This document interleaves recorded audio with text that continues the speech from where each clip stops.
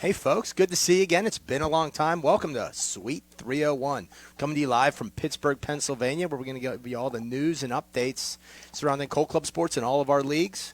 As always, you can watch our broadcasts on our Suite 301 page on YouTube and Facebook. Yeah, and remember to like our Facebook pages and follow our Twitter accounts for all the latest news and media. Also, subscribe to our YouTube channel for all the latest videos and to watch previous episodes of Suite 301. Absolutely great. Christian, I do get to see you on occasion around the office, but it's nice to be back on set with you and talking to our folks and, spread the word. You can have a conversation and actually have some people, kind of filling in the whole group all at once on what's going on around all the leagues. So let's, without further ado, what do we say we bring Garrett Semek to the set and dive into some spring training. What's up, Garrett? Hey, guys. Glad to be here. Good to see you, man.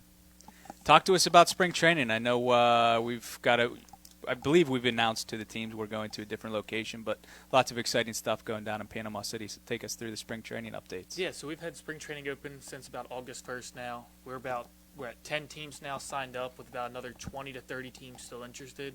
For all of you guys out there that are thinking, hey, spring training, we don't know if we can even do that with spring break and all of that, you're more than welcome to sign up right now. Send us your paperwork and all of that. As long as you let us know by January, when I start making the schedules, you guys can back out without having to worry about any expenses. The sooner you get that stuff into me, the better, because it allows us to start planning and get all that information taken care of. Now, with the announcement of the move to Panama City Beach Sports Complex, we've had a ton of interest, right, of teams that want to come down there, women's softball and baseball.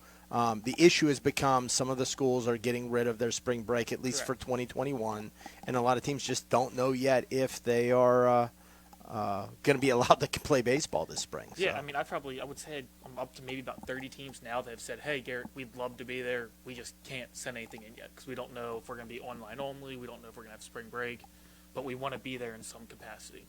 Right, and I believe there's some conversations with some of these teams that are either not going to have a spring break this spring. There's some talk about them coming down anyway and maybe doing remote education from Florida and coming down and playing ball anyway, or making just a long weekend trip. So there's some options there. Yeah, those are the main two, is just saying either, hey, come down for a Friday through a Monday, or if you're remote learning, you might as well just do it remote in PCB on the beach. Why not? Absolutely. They got internet down there. Yeah. Might be a few more distractions, but hey, you might not have to have your camera on. Just sit there and enjoy it. So what you're looking for right now, you've got, like you said, you've got 10 teams paperwork already. You've got another 30 that are basically verbally committed if they're allowed to come, if they're allowed to play. What you need right now is for people to communicate with you, right? Those teams that are interested, get those details out of the way now. Contact you, talk about the event, understand all the details so that those, when it's time to make the decision, they can make it quickly rather than have to say, hey, we're allowed to play ball this spring. Tell me about it. Yeah, and the main thing is just like being in communication. Just say, hey, Garrett, I'm interested, because I'm starting a whole sheet pretty much saying, hey, these guys are interested. They want to come down. So that way I can be a little bit more direct and have more conversations with you, check in, once every few weeks saying, hey, what's the latest on your situation? Right. And prior to breaking for the summer, so to speak, we did a full I think everybody knows all the amenities and the beautiful features of this move to Panama City Beach are going to have in store for the team. So, it's a beautiful complex. We loved being down in Tampa for all those years, but these fields being brand new, turf, there's so many positives for teams coming down. So I know the teams were excited. Just unfortunate that COVID kind of got in the way and a couple more hurdles to jump over, but we're certainly excited. And I've had some meetings with people down in Florida or down in Panama City, and they joke about, like, hey, we see that the whole country is all, shut down about this stuff. We're wide open. We're having, they had 120-team youth sports tournament down there recently. They had big-time men's softball, beer league softball tournaments down there. They're saying, we're ready to host you. Don't worry about us pulling the field out from under you. No, we're going to be ready to host if your teams are able and allowed to come. So, that's where we are. All right, so any updates on deadlines or anything like that? When do people need to be doing things, or has that all been kind of softened with those deadlines to it's all push been back? Softened. Right now it's the early discount period, which is November 15th. which we're being soft with that. That might get extended a little bit. I'll have more information on that probably the next couple weeks on how things are looking. But yeah, that's my email on the screen. My extension is actually 102 for anyone looking that might get confused. Feel free to give me a call, and I can chat anything PCB you want to know, and I can help you guys out with that. But yeah, shoot me an email, give me a phone call, whatever you might need, and I can answer anything PCB related. All right, sounds good. Good stuff. Well, while we got Garrett here, we might as well talk a little baseball, right? Some more baseball. Absolutely. Let's talk. I guess since the last time we've been on, we've already had a rules committee meeting as well. Yeah. Which is shocking that that seems like that was months ago. When was that? August 1st.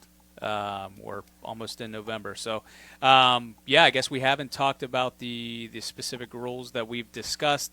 I did print off, the rules that we passed, but a lot of this meeting was dedicated to COVID and I don't want to say softening rules, but giving teams more roster flexibility in some cases. Eligibility was a big topic that we discussed. But yeah, all the rules were put into place. The updated rule books are online, so you can check out anything or all the rules that were updated. They're all highlighted in yellow on the rule book. But it was a great meeting. We did it for the most part remotely with the committee, but it worked really well, and thought we passed some good rules and certainly helping teams for this upcoming spring season. So, right. Yep. And so big things. If you lost your, you get an extra year eligibility for guys who kind of got their last year robbed away from them due to COVID. You said softening rules. I think what you mean there, we're talking about. We have requirements. You got to play so many non-conference games to be eligible for postseason. We kind of got rid of that stuff because we don't know how much time we're going to have in the spring. Yes. A lot of teams are going to have spring-only seasons that are used to playing fall and spring. So a lot of those things, taking away the those rules that I called softening. It's for a year, this upcoming year only, at least for right now. Right. If COVID, God forbid, interrupts the season this spring, we'll talk about it, at the next rules committee meeting. But most of these rules that were put in place were only for this spring 21 season. Then we'll kind of get rid of them and go back to the normal rules. But yeah, for the most part, only for this year. But we had some other. What was the other one I saw? The eligibility for inclusive higher education. We passed that. That was a hot topic this year. So I encourage you to go online, check out the rule book. There's two versions. There's one just the regular rule book, and then one with highlights. And the highlights being all the rule changes for this upcoming season. So encourage you to check those out. Kind of give yourself some knowledge on those rules, so that going into the season you're well aware of what we're looking for. So. All right, good stuff. What else we got? We got the All-Decade team also came out. Absolutely. What sort of got lost in this season was that this was our 20th anniversary of existence of this league.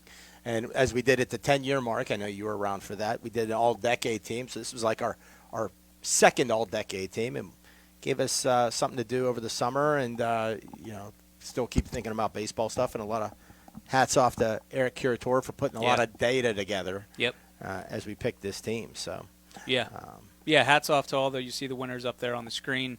Norm Doyle, two-time national champion, was named coach of the decade, so congratulations to Norm. I know there was a great article on the Facebook group. The Utah State had two players, Jake Anderson and Singer. Brad Singer. Also made the All-Decade team, so they had quite the representation on there and had a nice article put together. But yeah, certainly congratulations to all those players that made the Rawlings All-Decade team. Certainly hats off to you guys, and you can find that online as well if you haven't seen it yet. Good stuff.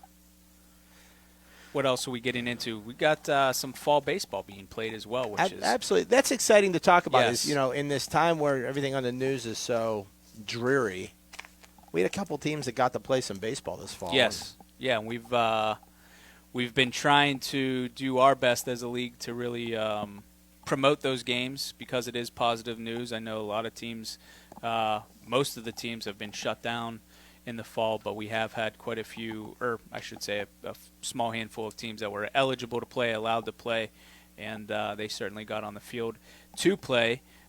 We do have a guest coming on, Andrew Janke, from the University of North Dakota. He is one of those teams that did get the opportunity to play this fall. So we'll hopefully have Andrew coming on here soon. We could talk to him about how his experience this fall has gone. There he is right there. How are you, Andrew? Welcome to Suite 301. Good. How about you guys? Doing well. So we were just talking about how, the vast majority of our teams were not eligible to compete in the fall. You guys obviously were eligible to play. You were allowed to play. You had a handful of teams that you were able to play. Take us through, were there any restrictions that your school put on place for you guys playing these games, or were you kind of wide open? Basically, we're pretty lucky because the field that we rent is off campus. So as far as the university trying to restrict what we could do, there was no restrictions in place for us as far as that. And also, our university kind of put guidelines out that if you're outside and you're playing a sport, they're not going to restrict it anyway. So had we been on campus, we still would have been fine to play there. But being that we were off campus, it was completely wide open for us. Andrew, did it feel, it couldn't have felt like just another weekend of baseball, right? I mean, you had to know deep down that there's 300 teams out there and only 4 or 5 of us are allowed to play. Did it feel like you were kind of representing a whole big spectrum of the sport by getting to play ball on the field that weekend? Yeah, it was right away, I didn't even really realize that there was such a small group of us playing until I think it was after about the first couple weekends that we played. I realized it was like us, U of M, North Dakota State. I know Iowa State was playing, and then South Dakota State was playing as well. But other than that, you didn't see anything on any of the NCBA websites. So it was kind of a different feel. But as far as the games that were being played, it was games as usual, intense conference games, everything like that felt normal, and it was good to be back on the field for sure. Yeah, how was the reception of your guys? I know the spring got cut short for just about everybody, obviously, this past spring. But how exciting was it for you and the rest of the guys to get back out on the field and play some baseball and feel normal again? Yeah, it was awesome to get back with the guys. I know a lot of our guys were pretty bummed about the spring. We had a pretty good squad. We were sitting pretty well in the conference, and we're looking to make a push, hopefully. Make it to the World Series for the first time was our goal, and obviously having that cut short really affected a lot of guys. Everyone was ready to go this year. They were looking forward to making a push this year, so hopefully we can play some more ball in the spring. But just doing what we can for now. Obviously with St. Thomas and MSUM also in our conference haven't been able to play yet, so we're just really hoping that in the spring we can get some more baseball in with them. Well, I mean, you certainly, sitting up top of the standings, I checked the standings, you guys are 5-1. And to knock out 2 conference series in the fall, I mean, that's big because we, obviously don't know what the spring is going to entail. Hopefully it's wide open and there's no restrictions. But, I mean, hats off to you guys sitting up top there. You have 2 more conference series left. But, I mean, sitting at 5-1, you guys must feel pretty good heading into the spring season. Yeah, it's definitely good. The first weekend against NDSU, we really wanted to start off with a sweep there because if you can get a sweep against any team in the conference, it really makes a big difference. And then dropping one to the U of M the next weekend we definitely shouldn't have dropped that game.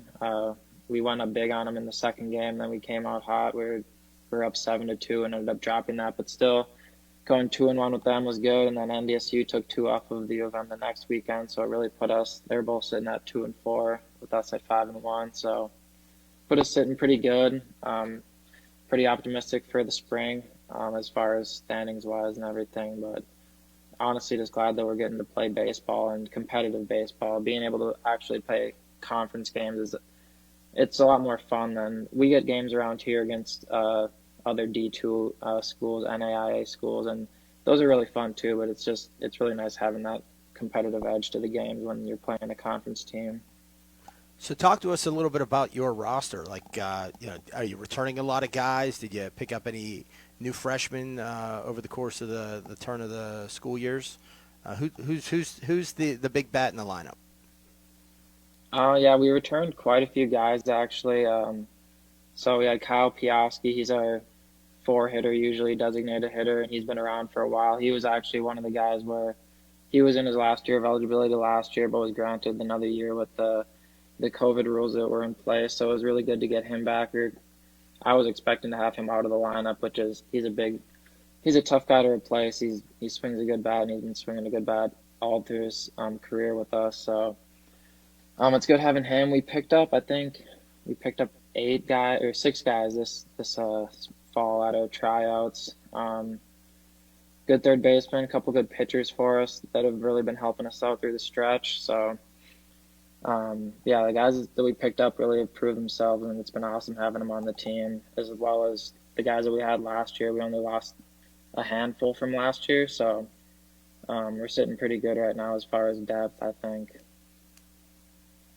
Well, good stuff, Andrew. We really appreciate your time. I don't know if you have any other questions. No, that's it. Congratulations. I'm jealous that you guys got to play ball, and I think a lot of other teams out there in the league are jealous as well. But that's good for you guys, and glad you were able to do it safely and without any issues. And wish you the best up there, and hopefully we'll get to talk to you again in the spring semester about some more games. Yeah, thank you. Thanks for having me as well. All right, Andrew. Appreciate your time. That was Andrew Jenke from the University of North Dakota. Obviously, like we said, it's great that we got baseball being played. We're trying to hype it up as much as possible. I know Garrett's going to be getting into some, games to watch. I believe our last series of the fall, at least for right now, that we'll be talking about later. But certainly really excited that we're playing baseball and getting back to a sense of normalcy, on the baseball field. So. Absolutely. Thank you, Andrew, for joining us. That was great stuff, great insight from him in the University of North Dakota. So let's talk spring season. Division I, pretty much across the board, Division II, Division III. Garrett, why don't you take us through what we're expecting for this spring season? Yeah, so pretty much the plan is that we want to operate the spring as normal as possible. Games starting February 1st. Have a whole normal spring season, regional, World Series, and all that. We're trying to delay all of the planning as much as possible, mainly to allow teams a chance to figure everything out. That's why we haven't sent out equipment forms, schedule requests, and all of that, and not even done realignment. But we should have that all done. We're hoping next couple months or so. And you guys will get more updates on that. The big thing is just talking to us, letting us know what each team's able to do, what your restrictions are, and then we'll have that stuff out to you as soon as we can. Now we've been conducting these Zoom meetings, NCBA Zoom meetings, in pockets, kind of regionally, and I think the last one is tonight, which is all of Division III, right? Yes. And that'll conclude our preliminary Zoom meetings face to face with the teams, and then we're going to come out with a survey, right? Yep. That should be coming out later this month to really gauge, what do the teams know that they're allowed to do, or when are they told they'll be informed what they're allowed to do. Yeah. And then we can start making some plans there about release of schedules and how we're going to function moving forward. But we want to run a baseball league this spring. We're full throttle. I've been telling teams, I've been getting questions about teams. Hey, what's the league stance?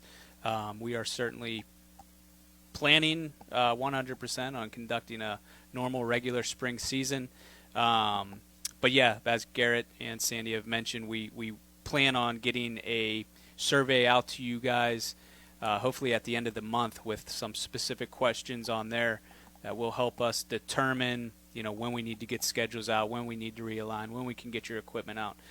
So those surveys will be really telling for us on how we can make some educated decisions from our standpoint. But yeah, we're excited for this spring. I keep telling teams that we're optimistic, we're encouraged that everything will work out just fine. We'll have spring season. We'll crown 3 national champions. So, and that's across the board: D1, D2, D3. Make sure, if you haven't been checking your emails regularly, to please be doing so, because we are having there's quite a bit of information going out anyway, but certainly at the end of the month when we plan on getting that survey out, we need a lot of participation from the teams filling that out, and it should be a pretty quick survey, but make sure that you're checking your email because we do have quite a bit of information going out.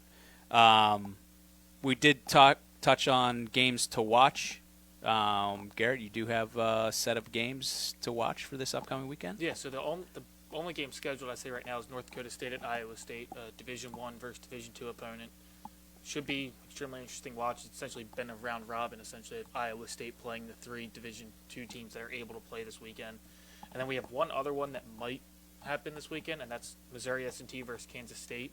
Right now, it's just working with Missouri S&T's club sports department, making sure that the club is following the protocols and their return to play stuff is official, but that's kind of ongoing.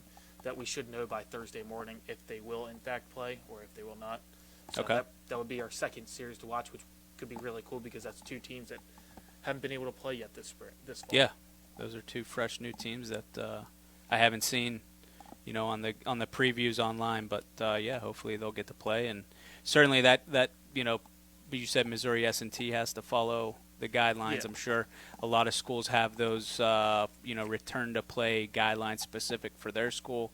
Another thing that we're working on behind the scenes is trying to gather those return to play guidelines specific to your school, and gathering those in one big document so that we can disperse those to the teams so that maybe if you don't have a set of those specific to your school, you can make a set using the ones that we have provided from other schools, and maybe that'll help you and your administration feel comfortable to allow you get out on the field to play. So we're working on that as well. So that's something coming down the pipeline to look out for as well.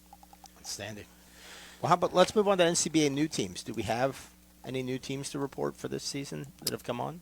Yeah, I can't remember from the last. It's been so long since we've been on, but yeah, I believe we have 6 or 7. I was hoping for a graphic to maybe pop up that I could cheat off of. But yeah, I believe we have 5 in Division III. What I've got, John Brown. Oh, you got a University. list. Yeah, John Brown University was the most recent one. They just joined Division II.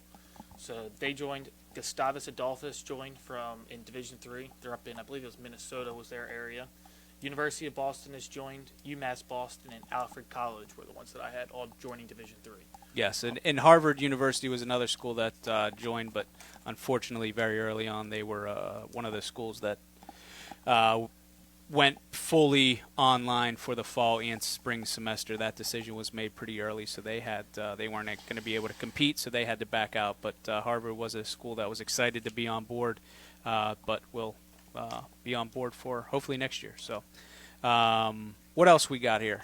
Lost my place. I think that might be it. I mean, the housekeeping items for D2 and D3 are pretty much the same. Yeah, pretty much the same. Yep. So anything new to add? Anything else to add on the baseball side before we move along? Pretty much it. Just games being played. We're excited to post scores and do all that work again, and we're really looking forward to the spring and seeing everybody in action. Absolutely, and World Series baseball starts tonight, so that should be fun There too. you go. I'm sure all of our teams are going to be paying close attention to that as the MLB season comes to a close as well. So, all right, we're going to take a quick commercial break, and when we come back, we'll get into some NCSA softball.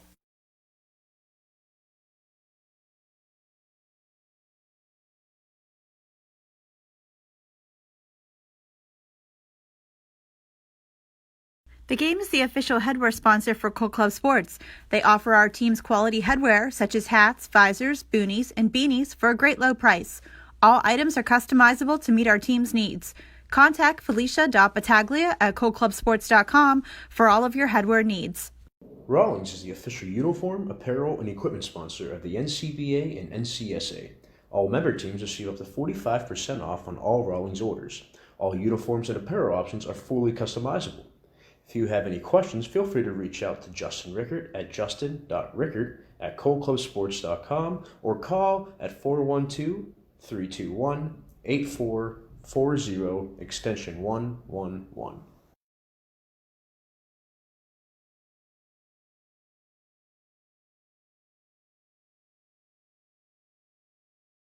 going to dive right into our NCSA softball portion of the show. And I'd love to introduce to the set Savannah Aarons, VP of Softball Operations. Savannah, there she is. Hey, guys. How are you doing? Good. Good. You were talking about the World Series. I'm not like too happy about the MLB World Series since the Braves totally blew it. But They did. I'm probably not going to watch. Hey, That's okay. I think that the Dodgers are about to lose their third World Series in 3 years? I think that's about what it was. I sure hope so. Small market Tampa Bay. Here we go. It's actually basically Here we the go, entire Tampa. Tampa is also 90% of them are comprised of ex-Pittsburgh Pirates. So. and their entire salary is the same as Kershaw's and Mookie Betts's. Combined. Yeah, the prorated payroll. But I was listening to the radio. We're here based in Pittsburgh, another small market team that somebody called in and said they were excited for the Rays because they're a small market team. But the argument is that we hope Bob Nutting doesn't have a justification to not spend money. So there's that whole thing. But Right. anyway. Oh, look, he can do it. So on I'm the a cheap. Dodgers fan. Hopefully it'll show our ownership group that you got to spend money to win it. So we'll see. Gotcha. Yeah. Well, I think the Braves spend plenty of money, and look what that Yeah. happened for them. They at least got there. It's okay. Close enough, at least. Anyway, softball, National Club Yes. Softball Association.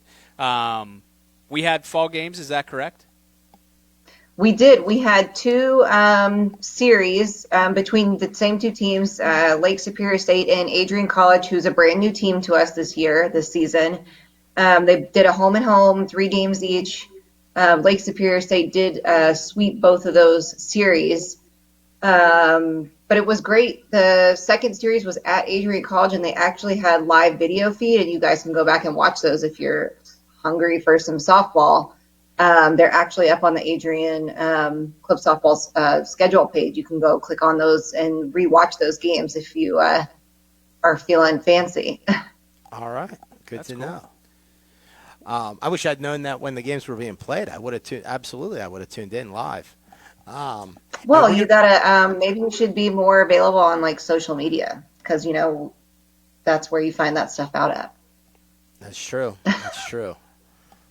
Hosted. And we're gonna be joined by you. You've got a special guest for us lined up, right? Who do we got coming on Yes, the show? the head coach of Lake Superior State. So I'm excited to hear what she has to say about those series and how things are going for their team since they're basically the only teams getting to play right now. So All right. Well, without further ado, let's bring her on the show. Linda, Hey, Savannah. Hi. hey, how's it going? Good. We got a little snow this morning, so it's a good thing we played when we did. This is about that time where we start Yeah. getting that snow, right? Yep. So no more home field advantage for us. So for those viewing at home, we're joined by our special guest, Linda Bouvet. Is it Bouvet or? Correct. Yep. Yep, You got it. Linda Bouvet, head coach of Lake Superior State Club Softball. So welcome to the show. Glad to have you. And Savannah, take us through how this all shaped up getting to play softball. Well, Linda is super amazing, and they were very lucky that they got to play some softball this fall. It was them and basically Adrian College, the only two teams approved by their school to be able to play that we could get matched up within the same area. I mean, you guys are still, what, a 5-hour drive? Was that 5-6 It was hour over a drive? 5-hour drive. We were the only ones allowed to travel. Right. So we've got a couple of random teams here or there, like Air Force or Iowa State, that could have played, but we just didn't have anybody, or Clemson. We didn't have anybody close enough to be able to play those teams. So basically, Adrian College and Lake Superior State was it. Can you walk me through maybe how these series went, if you had any like outstanding players, or kind of how do you even prepare for this, being so limited in the beginning with practices and stuff like that? Well, fortunately, I have a veteran team this year, so getting ready wasn't too hard. Other than we're a very small school, so I'm always recruiting players, and our president's really good at recruiting players, and so she made sure we had a roster. But Adrian, my hat's off to them. They're a brand new team, kind of starting from scratch. I know they used to be a JV program that are trying to phase into club softball, but that coach has done an amazing job because they have a pretty talented team, but they really don't have the pitchers yet. They have one pitcher, and she's a freshman, and then they kind of recruited a couple other good athletes to pitch. So that kind of told the story of the series. They're a much better team than what the scores showed. As you know, you got to have that horse on the mound if you're going to win in softball, and they aren't quite there yet, but they are not a bad team by any means. Absolutely. Being able to watch the games on Adrian College's feed, actually, you could totally see that. Their hitting was on point. I feel like, yeah, you're right. Let's talk about your horses on the mound. You've got quite a few of them I've seen. How can you give us a little bit of info about them? Well, our main two pitchers are sisters, and one is Ashley Menominee, and she's been playing for us for 4 years, and she's a good pitcher. She can throw a curve. She has decent speed, not overpowering speed, and her sister Amanda has a little more speed. I have to actually get on her to throw out of the zone some. They both have been working really hard on the changeup. For some reason in high school they didn't have to throw a changeup, so I've been really pressing that they work on that. And then another senior, Kennedy Coonard, is our hardest thrower, but her body can only go a couple innings at a time, so we don't make her overthrow. She kind of comes in and cleans up for us once in a while. And I'm pretty lucky to have three pitchers for such a small school. And we are very strong hitting-wise, top to bottom. I would say if we can string some hits together, we can play with just about anyone, even the bigger schools. If we have trouble hitting, obviously club softball is kind of an offensive game.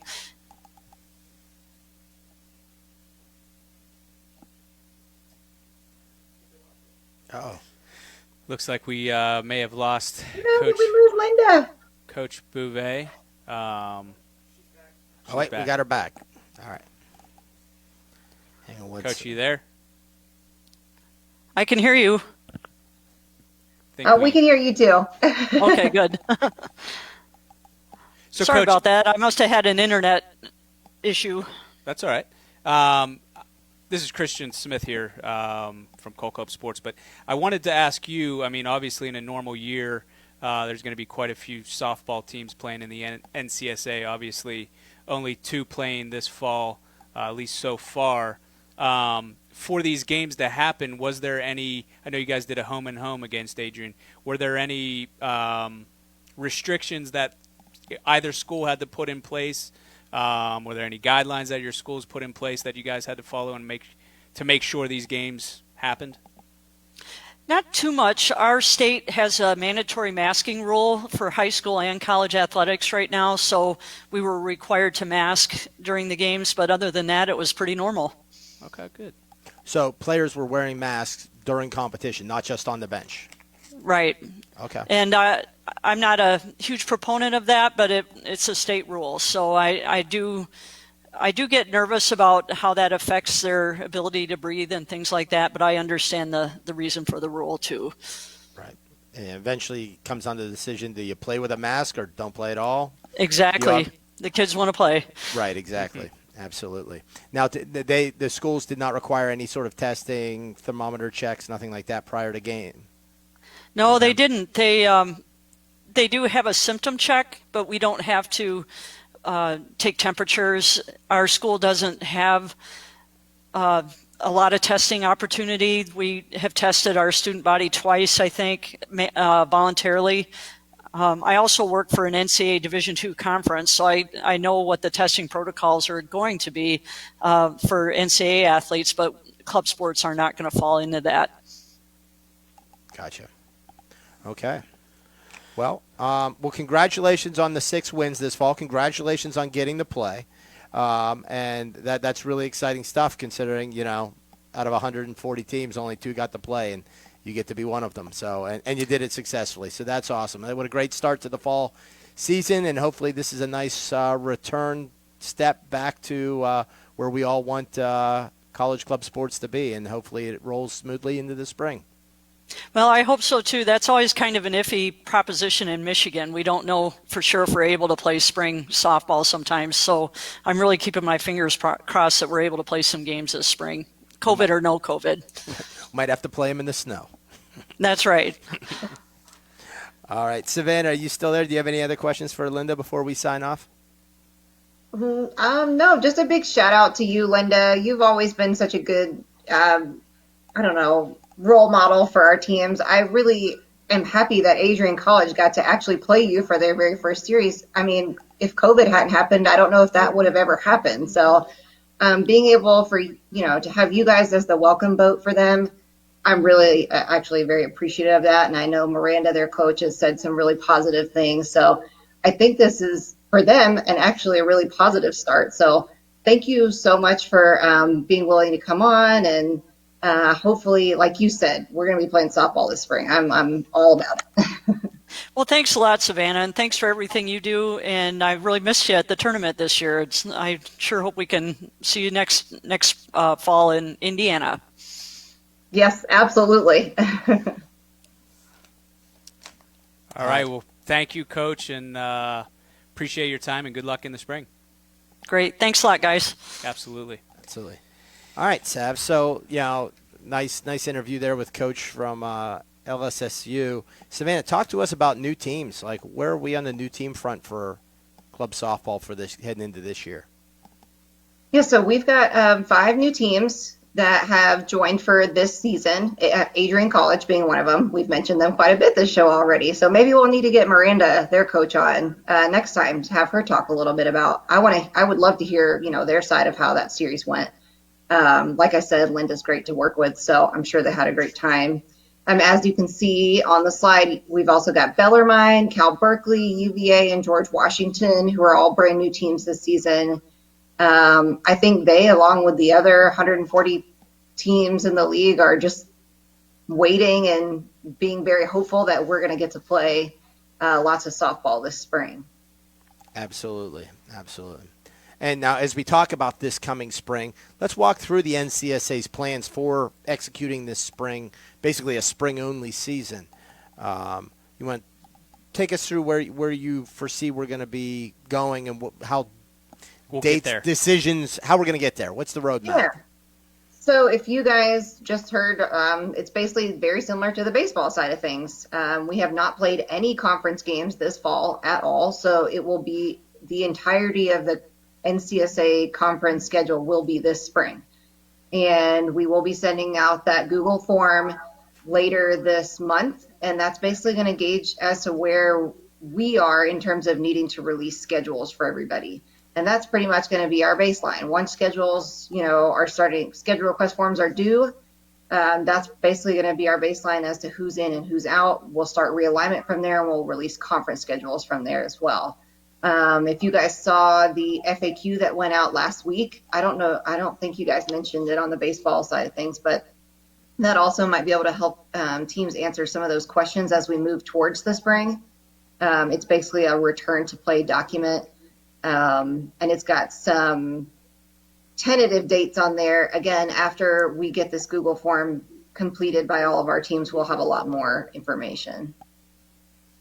Absolutely. The FAQ R2P.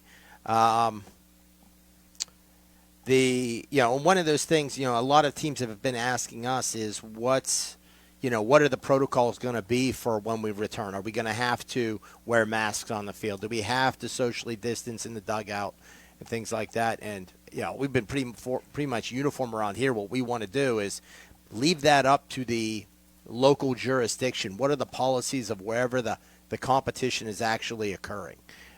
If you're in the state of Michigan and they're requiring you to wear a mask. Right. That's what everybody's got to do. If Ohio State's going to Michigan, well, then I guess you're going to wear a mask while you're playing shortstop. If Michigan's going to Ohio State and that's not the rules in Ohio State, it's just you got to wear masks on the bench, that's what we're going to do.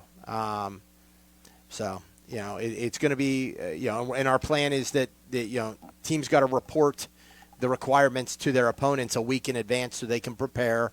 they know what to expect when they show up for the conference series, for the games and so forth. So I think the real big thing here is going to be this Google Doc survey that you're going to be sending out at the end of the month, and that's really going to give us the information we need to know to say, this is the date we're going to release conference schedules. This is the date you're either in or you're out, and we can move forward with that. And hopefully that all goes well, and gives us the direction we need so that we can set up the steps for the teams to take to execute this spring season. Right, absolutely. Any other housekeeping items on your end before we let you go, Savannah? Yeah, there's some positive things going on out there. I don't know if you guys have been able to see it, but we're doing a lot of stuff on social media, NCSA-wise. Today just released the new featured team of the week, Sacramento State this week. It was Kansas State last week, but we're doing a featured team of the week every week.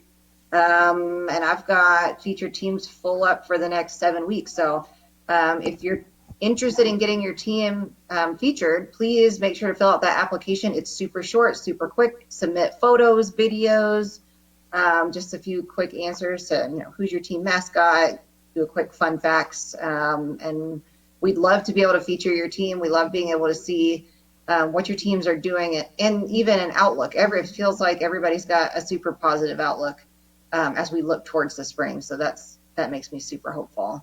And team drill videos. I don't know if you guys have checked those out or not, but we've got several teams submitting us videos that can be done, drills that can be done with social distancing. So please take a look at those. If you're having some restrictions on practice as far as social distancing or number of participants at your practice, please take a look at those and use those as ideas. That we're in the hashtag in this together is what we mean. Like, we're really in this together.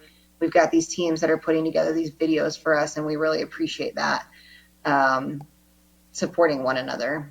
Absolutely. Savannah, you've been doing a great job, you and your crew, in terms of, keeping things active, keeping people thinking softball during this time of mostly inactivity, even getting some NCSA alumni out there doing, workout videos for teams to do cardio or core training. And you've definitely been filling up the social media group with really good content. And I remember seeing, teams talking about cutoff drills and infield drills and showing them how they construct their practices. That's great stuff. Good job. Thanks. I'm ready to get back on the field and do real softball. Yeah, absolutely. Absolutely. All right, Savannah. Do that soon. Yes. All right, Savannah. Well, thank you so much, and we will talk to you next month. Okay, bye, guys. All See right. you, Savannah.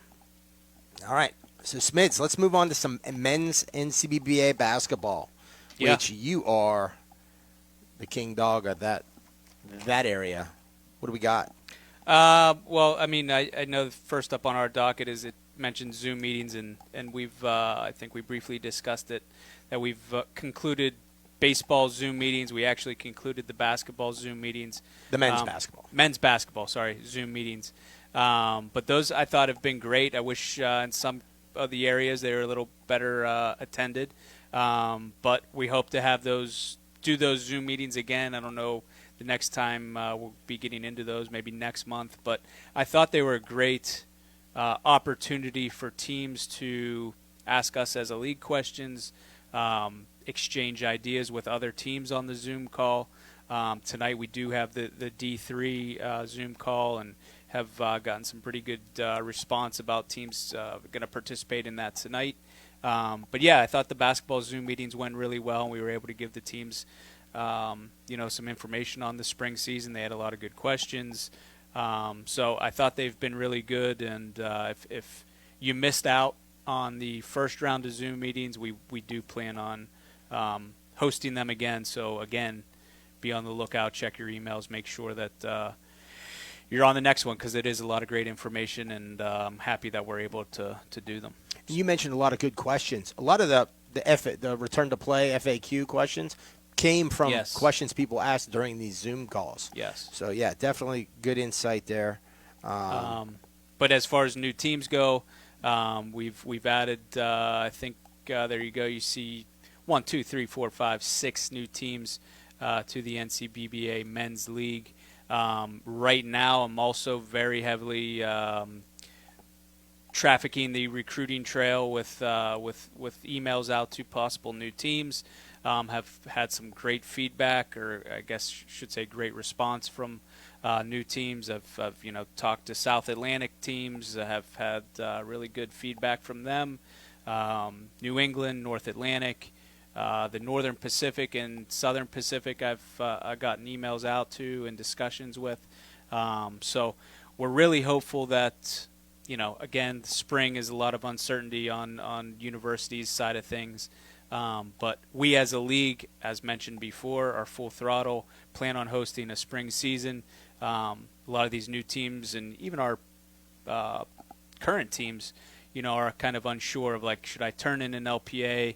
And that FAQ really gives you good answers and clarity on, if you let us know in enough time before things happen, schedules, equipment, that, if your school goes online or doesn't allow club sports, you don't have financial liability. So there's really no risk of getting an LPA sent in right now if you are uncertain about the spring. So that's kind of been the key topic with these new teams that I've been discussing about. So hopefully that will give them confidence to get the paperwork in. But and they've been appreciative of that as well. So that's been nice for them to know. Spring season, we touched on it. Very similar to baseball and softball. Sure, women's basketball as well, where we will be getting a survey out to you guys, and that will give us the information on how to proceed for the spring season. So, again, be on the lookout for that and check your email. Outstanding. And on the women's side, we have not concluded our Zoom meetings. We had our first one last week. We've got one this Thursday. We'll finish our last Zoom meeting next week. And then we'll come follow out with that same survey to all the teams to gather that data so we can sort of set up when we need to do realignment, when we're going to release schedules for the spring. And then, one of the goals we're going to have is a league-wide Zoom meeting, again, to follow up in November with the results. We'd conduct this survey and we can say, hey, based on what you're telling us, the New England, we're going to release the schedule on January 21st, maybe. We're going to give you the results, what people are telling us across the league as to what they can do, what they would like to see for the spring semester as well. New team-wise, we've got Tom doing some research. She's working with you on recruiting for new teams. We've got the 4 new teams that have already signed on for this season. I've been very pleased at how the number of new teams for women's basketball that have popped up on the radar, unsolicited, coming to us saying, hey, we're feeling like our school's turning the page here and we're going to be allowed to compete this spring. How do we get in? And so that's been real exciting with just the unsolicited people coming to us about women's basketball. I'm excited to see what Tom has in store, probably by the next Sweet 301, to see, what other teams are, once we recruiting-wise are interested in coming on board too. So, on the women's basketball side, really the thing, Mid-Atlantic and South Atlantic teams, we're going to look forward to talking to you on Thursday at our Zoom meeting. And then the Great Lakes, Mid-America, and SOPAC will be next week. And then you'll be looking for those surveys to come out to you, the ladies of women's basketball. On the football side of things, transitioning to football real quick, obviously the fall season was completely shut down. There's quite a bit of interest. I believe of the 25 teams, I think we have 20 teams that are interested in us conducting a spring NCFA season of some sort. They realize that, it's probably going to be different than what they're used to in the fall. Of those teams, we've only got 4 that have already been told they are allowed to compete in the spring. Most of them are in that limbo state so far. So we have a meeting set up for November 10th. It's going to be an NCFA-wide Zoom call on November 10th to really lay out what do you want out of a spring football season in terms of, when would you want it to start? we'll kind of have to dictate when it'll have to end because of conflicts with baseball, basketball, softball, what we can do there. So November 10th is the big date for NCFA teams. That's when we'll be getting together to kind of kick around ideas on what we can do, and hopefully maybe some teams come back to us with positive information about that they're allowed to play at this point. So, good stuff. Well, that's it for this show. Hey, congratulations, good job, welcome back. It's been Thank you. 4 months since we've done one of these. You get rusty. That's our show for this month. So thank you for tuning in to this episode of Suite 301. And as always, don't forget to follow us on Twitter and Facebook. Yes, as you saw on our screen, our next episode will be Tuesday, November 24th, I believe is what I saw on there, at 3:01 p.m. Join us to catch up on everything that is happening around Coal Club sports. Hey, don't forget, it's a game. Have fun.